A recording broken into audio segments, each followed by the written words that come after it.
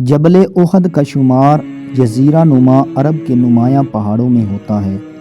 یہ محض ایک پہاڑ ہی نہیں بلکہ مدینہ منورہ میں اسلامی تاریخ کا ایک اہم تاریخی اور جغرافیائی لینڈ مارک ہے۔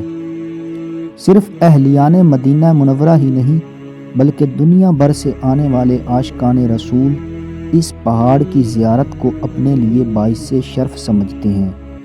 نبی اکرم صلی اللہ علیہ وآلہ وسلم بھی اس پہاڑ سے بہت محبت فرماتے تھے۔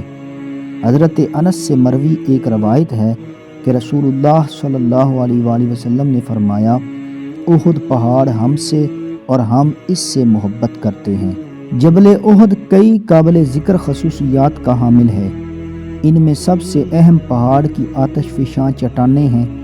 اس میں کئی تاریخی وادیاں، گھاٹیاں، قلعے، کھجور کے درخت اپنی خاص پہچان رکھتے ہیں۔ یہ پہاڑ صدیوں سے مقامی لوگوں کی توجہ کا مرکز رہا ہے۔ احد پہاڑی کی چوٹی پر بعض پرانے زمانے کی عمارتیں قائم ہیں۔ احد پہاڑ کی چوٹی سے مدینہ منورہ کا تمام جہتوں سے نظارہ ممکن ہے۔ پہاڑی چوٹی کے اطراف میں سرسبز درخت، بالخصوص النبی بادام کے پودے، چکوترا جیسے پودے پائے جاتے ہیں۔ کئی مقامی ناموں سے مشہور پودے جن میں الاوسج، السمر، السلم، السدر، الخنزل اور شوکت الابل بھی موجود ہیں۔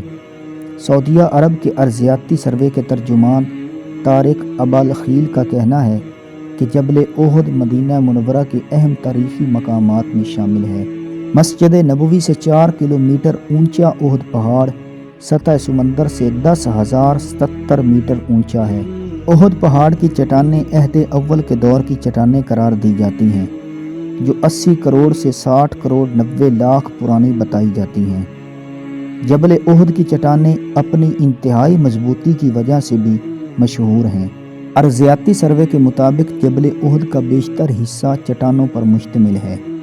یہ سرخ لاجوردی رنگ اور مٹیالے رنگ کی چٹانیں ہیں۔ پہاڑ کا ایک حصہ آتش فشاں پر مشتمل ہے۔ الریولائٹ چٹانیں اپنا رنگ بدلنے کی وجہ سے بھی مشہور ہیں۔ یہ چٹانیں سفید سے سبزی مائل ہیں۔ جبل احد کو سیرت نبوی سے متعلق اہم ترین مقامات میں شمار کیا جاتا ہے۔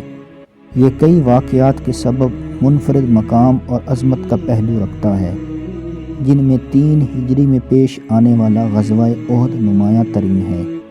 مدینہ منورہ آنے والے زائرین کی اکثریت جبل احد کی زیارت کے خواہش مند ہوتے ہیں۔ یہاں شہدائے احد کا قبرستان بھی ہے، جس میں معرکہ احد میں جام شہادت نوش کرنے والے 70 صحابہ کرام کے جسد خاکی مدفون ہیں۔ اس کے علاوہ یہاں سید الشہداء اسکوائر کا ترقیاتی کام بھی جاری ہے۔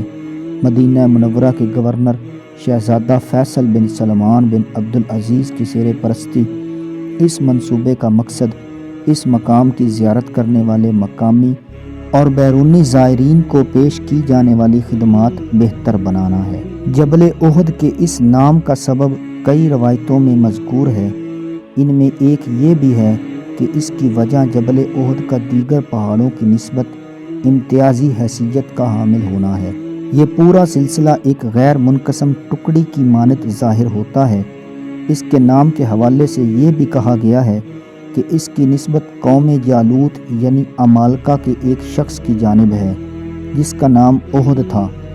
اس شخص نے جبل احد کے قریب قیام کیا تو اس حوالے سے پہاڑ کا نام بھی احد پڑ گیا۔ نبی کریم صلی اللہ علیہ وآلہ وسلم ایک مرتبہ جبل احد پر چڑھے۔ آپ صلی اللہ علیہ وآلہ وسلم کے ہمراہ ابو بکر، عمر، عثمان بھی تھے۔ وہ پہاڑ ہلنے لگا۔ آپ صلی اللہ علیہ وآلہ وسلم نے پہاڑ پر اپنا پاؤں مار کر فرمایا، اے احد ٹھہر جا، اے احد تجھ پر ایک نبی ہے، ایک صدیق ہے اور 2 شہید ہیں۔ یعنی نبی تو حضور، صدیق حضرت ابو بکر اور 2 شہید یعنی حضرت عمر اور حضرت عثمان۔ چنانچہ جیسا حضور نے فرمایا تھا ویسا ہی ہوا۔ احد وہ پہاڑ ہے جس کے متعلق حضور نے فرمایا، ہم کو اس سے محبت ہے اور اس کو ہم سے محبت ہے۔ غزوہ احد کے سب شہدائے کرام وہیں مدفون ہیں۔ رسول اللہ صلی اللہ علیہ وآلہ وسلم خاص اہتمام سے اس گنج شہیداں پر تشریف لے جاتے اور وہاں ان کو سلام و دعا سے نوازتے تھے۔ رسول اللہ صلی اللہ علیہ وآلہ وسلم نے ارشاد فرمایا، 4 پہاڑ جنتی ہیں۔ عرض کیا گیا وہ کون سے ہیں؟